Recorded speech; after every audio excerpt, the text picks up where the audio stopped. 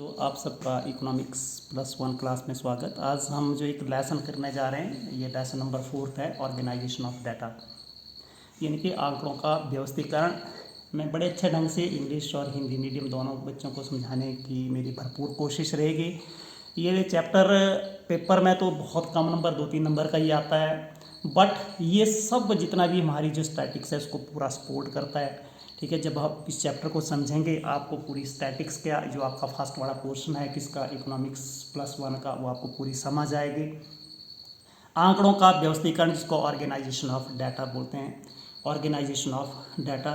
तो सबसे पहला इसके अंदर क्वेश्चन जो बन रहा है, वर्गीकरण क्या है, व्हाट इज क्लासिफिकेशन क्या है। ठीक है, वर्गीकरण क्या है, क्लासिफिकेशन जिसको बोलते हैं। जब हम क्या करते हैं, ऐसी क्रिया जिसके द्वारा हम आंकड़ों को समानता व असमानता के आधार पर विभिन्न वर्गों में विभाजित किया जाता है। हम क्या करते हैं, ऐसी क्रिया जिसके द्वारा आंकड़ों को समानता या असमानता के आधार पर अलग या विभिन्न वर्गों में विभाजित किया जाता है, उसको हम वर्गीकरण बोलते हैं, क्लासिफिकेशन।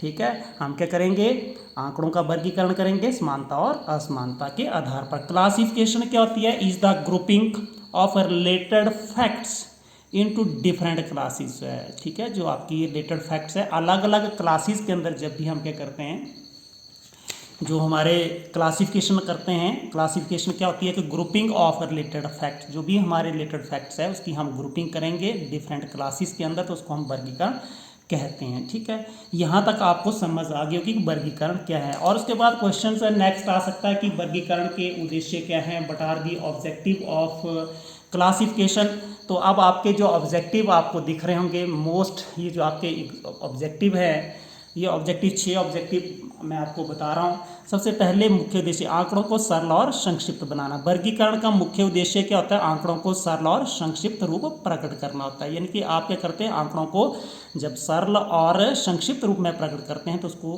क्या बोलते हैं, ये वर्गीकरण। This is also the objective of classification. उसके बाद उपयोगिता, जब हम आंकड़ों का वर्गीकरण करते हैं तो उसकी यूटिलिटी वो इंक्रीज हो जाती है, एनहांसिस हो जाती है, यूटिलिटी बढ़ जाती है, यानी कि उपयोगिता बढ़ जाती है। उसके बाद इसको छोड़ सकते हो आप, तुलना योग्य बनाना। जब भी आंकड़ों का हम वर्गीकरण करते हैं तो वो आंकड़े जो होते हैं वो उसकी कंपेरेबिलिटी बढ़ जाती है। ठीक है, और इससे क्या होता है, इसका उद्देश्य किसका, जो हमारा क्लासिफिकेशन है या वर्गीकरण का उद्देश्य क्या होता है, आंकड़ों को तुलना के योग्य बनाना होता है। और जब भी हम आंकड़ों का वर्गीकरण करते हैं तो ये वर्गीकरण क्या करता है, आंकड़ों को वैज्ञानिक आधार प्रदान करता है, और इससे आंकड़े कैसे हो जाते हैं, आकर्षक एवं प्रभावशाली हो जाते हैं, अट्रैक्टिव एंड इफेक्टिव हो जाते हैं। ठीक है, तो ये आपको समझ आ गई होगी। इंग्लिश मीडियम वाले भी इसको आसानी से कर सकते हैं। Simplification and briefness, main objective of classification होता है, what is the main objective of classification is to present the data in the form of appears to be brief and simple. इससे आंकड़े क्या लगते हैं आपको, सरल और संक्षिप्त लगते हैं। उपयोगिता, क्लासिफिकेशन क्या करती है, एनहांसिस द यूटिलिटी, ये क्या करती है, एनहांस करती है, बढ़ाती है यूटिलिटी ऑफ, किसकी यूटिलिटी ऑफ डाटा, ये बढ़ाती है। उसके बाद कंपेरेबिलिटी, ठीक है, तुलना योग्य बनाना, जो हमारा इसका उद्देश्य आपको पता है किसका, it makes the data comparable and estimative बना देती है। ठीक है, ये तुलना योग्य बना देती है। और scientific arrangement, classification facilitate the arrangement of data in a scientific manner which increases its reliability, जिससे इसकी जो reliability, विश्वसनीयता बढ़ जाती है। attractive and effective classification make the data more attractive and effective। इतना ज़्यादा ये चलो कभी आ सकता है पेपरों में, वैसे तो काम नहीं आता है। उसके बाद हम वर्गीकरण के आधार, what are the basis of classification, क्योंकि जैसे जो हमारे बेसिस है क्लासिफिकेशन के, यहाँ पे आपको दिख रहा हो कि हमारी जो बेसिस है क्लासिफिकेशन के, तो एक भौगोलिक वर्गीकरण जिसको जियोग्राफिकल क्लासिफिकेशन बोलते हैं, समयानुसार, क्रोनोलॉजिकल, गुणात्मक, quantitative and qualitative and quantitative. ठीक है, जो हमारे गुणात्मक वर्गीकरण है जिसको हम क्वालिटेटिव बोलते हैं, वो 2 टाइप के होते हैं, मैनीफोल्ड्स एंड सिंपल। ठीक है, ये आपको समझ आ गई होगी कि हमारे जो वर्गीकरण के 4 जो आधार हैं, there are 4 basis of classification, आपने पढ़ लिया। और हमारा जो गुणात्मक है वो 2 प्रकार का होता है, ये मैनीफोल्ड एंड सिंपल। अब भौगोलिक वर्गीकरण, ये लेसन हमने एक ही वीडियो लेक्चर्स के अंदर ख़त्म करना है, इसलिए हम फास्ट चलेंगे, क्योंकि इस लेसन जो है वो दूसरे उसके लिए बेस प्रदान करता है, but not important from examination point of view से। भौगोलिक वर्गीकरण, जब हम आंकड़ों का वर्गीकरण किसके आधार पर करते हैं? भौगोलिक, इस प्रकार के आंकड़ों, यहाँ पे आंकड़ों की स्थिति या भौगोलिक भिन्नता के आधार पर हम क्या करते हैं? आंकड़ों का वर्गीकरण करते हैं, तो उसको हम क्या बोलते हैं? भौगोलिक वर्गीकरण। जैसे आपने भूगोल है, जैसे पंजाब है, हरियाणा, उत्तर प्रदेश, वहाँ पे कारखानों की संख्या 30 है, 20 है, 25, आपने वर्गीकरण कर दिया, क्लासिफिकेशन कर दी, we have classified the data on the basis of geography, तो इसको बोलेंगे जियोग्राफिकल क्लासिफिकेशन। समझ आगे होगी, फील आगे होगी। उसके बाद देखिए समयानुसार, समय के आधार पर जब हम वर्गीकरण किया जाता है, समयानुसार मतलब समय के आधार पर।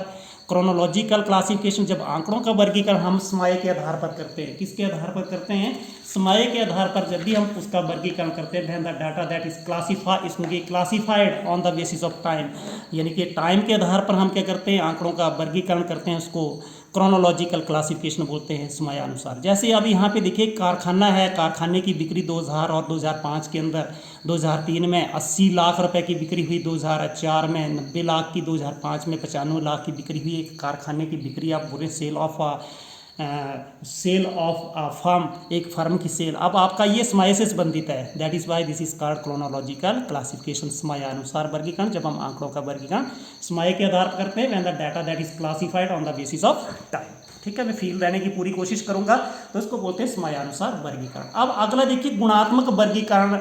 गुणात्मक वर्गीकरण का मतलब होता है क्वालिटेटिव क्लासिफिकेशन।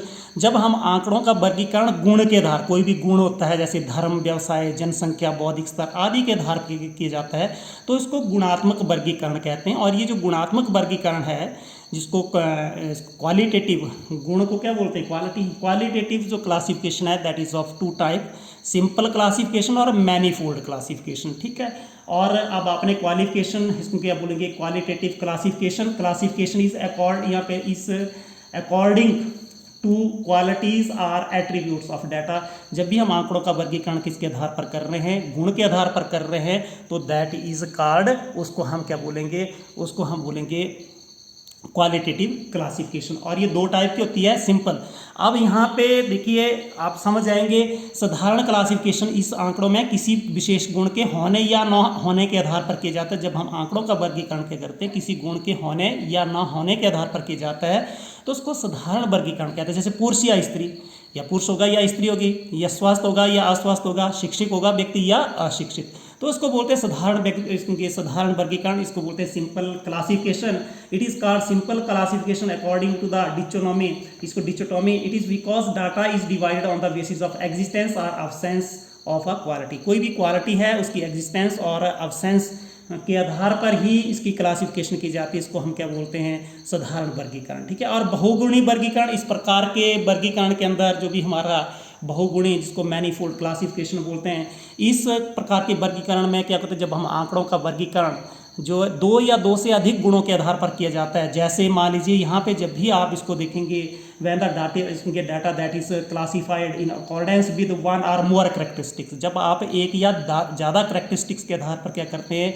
क्लासीफाई करते हैं, क्लासीफाइड द डाटा, तो उसको हम बोलते हैं बहुगुणी वर्गीकरण। जैसे अब आपका यहाँ पे जब आप इसको देखेंगे, आपको समझ आएगी, एक मिल है, मिल के मजदूरों का वर्गीकरण। अब बहुगुणी वर्गीकरण, अब आपके मिल के मजदूर हैं, तो वो कुशल और अकुशल हो सकते हैं, ट्रेंड और स्किल्ड एंड अनस्किल्ड हो सकते हैं। अब जो भी स्किल्ड हैं, स्किल्ड भी कैसे हो सकते हैं? शिक्षित और अशिक्षित, लिटरेट एंड इलिटरेट। अब शिक्षित क्या हो सकते हैं? ग्रामीण और शहरी, मीन्स रूरल और अर्बन।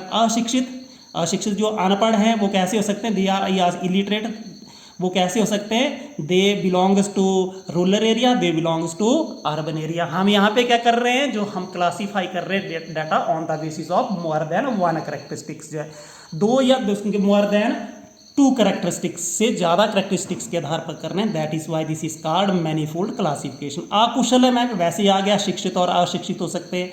अकुशल मतलब अनस्किल्ड, लिटरेट एंड इलिटरेट। और लिटरेट भी क्या हो सकते हैं? रूरल भी हो सकते हैं, ग्रामीण मतलब rulers, and urban, rural and urban. आपको समझ आ गई होगी। जो हमारा गुणात्मक वर्गीकरण होता है, गुणात्मक वर्गीकरण दो टाइप का होता है, साधारण वर्गीकरण और मैनीफोल्ड क्लासिफिकेशन। जब भी आप क्लासिफिकेशन करते हैं ऑन द